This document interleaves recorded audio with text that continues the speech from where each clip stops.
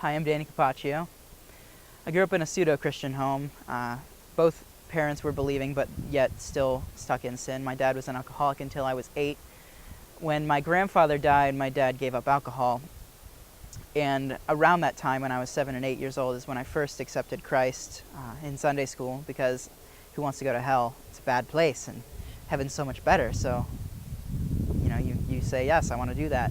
And you forget that you're still a sinner and whatever else. So I grew up a little bit, went to middle school, and just kind of stopped being interested in church. I chased after popularity.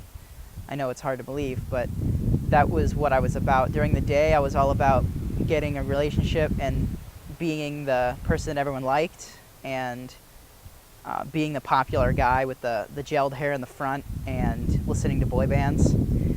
And then I went from that by day, and by night I was a video game master. All I did was play video games. I wasn't interested in schoolwork, although I found myself in a weird balance between being in all the hardest classes I possibly could be in and not doing any work for them. So I always tended to do not as well as I should have done because I wasn't interested in it. But I had a gift and I abused it, and I still abuse that gift to my day. I have some intelligence that God has given me, and often I squander it because I'm more interested in other things and things that aren't necessarily doing work. It's still a hard time in my life to understand exactly what it means to do work for God, but I'm figuring that out slowly. And in high school, I started going to my youth group because we never had a youth group in middle school. And in high school, they got a youth intern because our church had changed from a old Grace Brethren church to a contemporary Christian experiment. So I went through my days, and my mom forced me to go to youth group. So I'd go to youth group and do homework. And then I found out there was a girl there that I liked, and I was like, oh, look, there are cute girls at church too.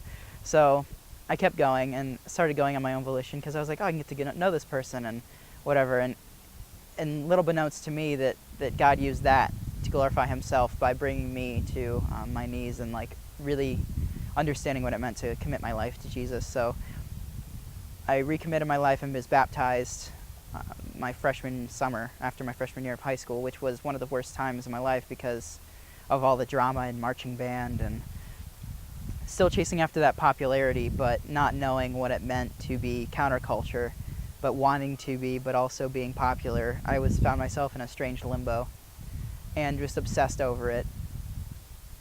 I then, after I accepted Christ, started going to youth group often, and I got on leadership team and worship band, so I started playing guitar. Because in middle school, I picked up playing guitar because everyone likes a guy that plays guitar. I mean, how can you dislike that person? They're awesome and popular. And I started playing in a band, and we played shows. We were absolutely terrible, worst thing ever. But I then used that talent that I had used for myself and started using it for God, which has stuck with me to this day. I love playing music, and I definitely think it's one of those things that God had me do for a reason, and I'm still doing it for a reason. So after graduating high school, I was looking around for colleges. I had no idea what I wanted to do or where I wanted to go. All I know is I was going to college because that's what people do. When they graduate high school, they go to college. And I went and I applied to 5 schools and picked different major for each one. And Miami was one of them, and it was computer science. So I ended up here, and I'm studying computer science, still with it now. I really liked it first semester, and first semester was good. I got plugged in here at the Bridge. One of the better decisions I had made. I was on fire for Jesus, and I wanted to pursue after anything he wanted, because in high school I had such an exponential period of growth with me and my 2 friends, Pat and John, and just us learning how to be Christ-like with each other and building into each other, and that community that can be unreplaced by anything else. And for 2 years in college, I had people that were my friends, and then they left. They stopped being my friends, or they left school, or whatever the case was. I just could not find a closely knit group of people that were pursuing after Christ like I had wanted to. And I struggled with that for over 2 years.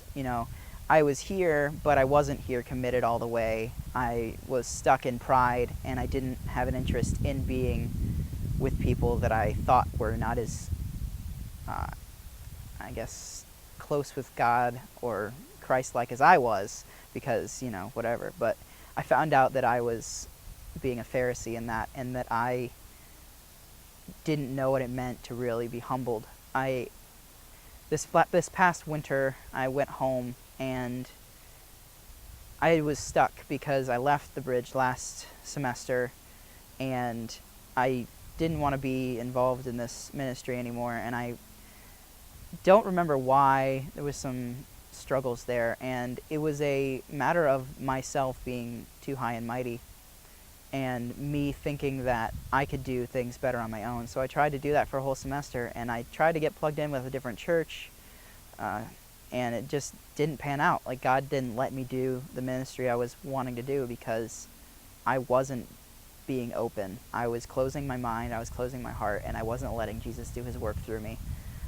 I learned a lot through that time, and it's helped me to shape who I am. And I came back this semester to the Bridge and really have plugged back in, gotten over myself, and started realizing the community that was here all along that I had missed.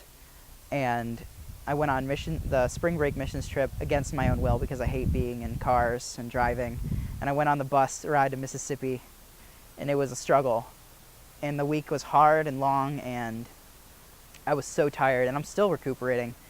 But learning so much more about myself, about the fact that I am completely pitiful as an individual, and the only thing that has been redeeming in my life has been Jesus. And knowing that fact has really brought joy to my heart and happiness back into my life, in that I know exactly where I am is where I need to be right now, and that doing God's work is more important than anything I could think about doing. Like, thinking that I'm doing something good is not necessarily what's going to be helping people. It's learning to be like Christ and being humble and just serving, no matter how small or how big, but just serving people was the one thing I was missing. And putting yourself above others is not the way to go.